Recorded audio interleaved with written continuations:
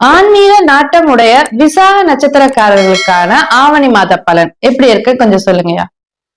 விசாக நட்சத்திரக்காரர்கள், ஏன்னா விசாக நட்சத்திரர்கள் பார்த்தீங்கன்னா இந்த காலகட்டத்தில் ஒரு ஆன்மீக பயணம் என்பது கண்டிப்பா இருக்கும். ஆன்மீக சுற்றுலா போய் கண்டிப்பா இருப்பாங்க.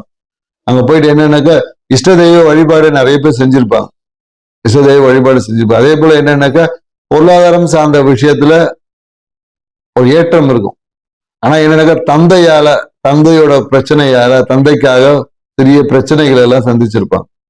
தந்தையால ஒரு மன அழுத்தமும் விசாக நட்சத்திரக்காரருக்கு, குறிப்பா விசாக நட்சத்திரம் 4ஆம் பாவத்துல இருக்கிறவங்களுக்கு பணம் சார்ந்த விஷயத்துல சிறிய அவமானங்களை சந்திக்கக்கூடிய வாய்ப்பு இருக்கு. சோ அதனால பொருளாதாரம் சார்ந்த விஷயத்துல கொஞ்சம் கவனமா இருங்க.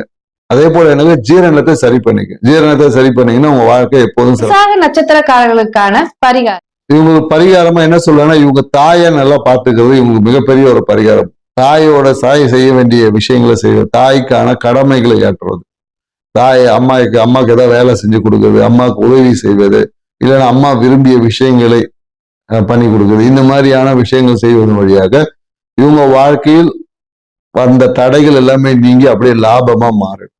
அப்படி இல்லைன்னா உங்க வீட்டுல இருக்க வேலைக்காரங்களுக்கு அவங்களை நல்லபடியா பார்த்துக்க, அவங்க தேவையான விஷயங்கள் அவங்க ஆசைப்பட்ட சில விஷயங்கள் அவங்க வாங்கி கொடுப்பதன் வழியாக உங்கள் வாழ்க்கையில் நன்மையும் மகிழ்ச்சியும் பெருக்கி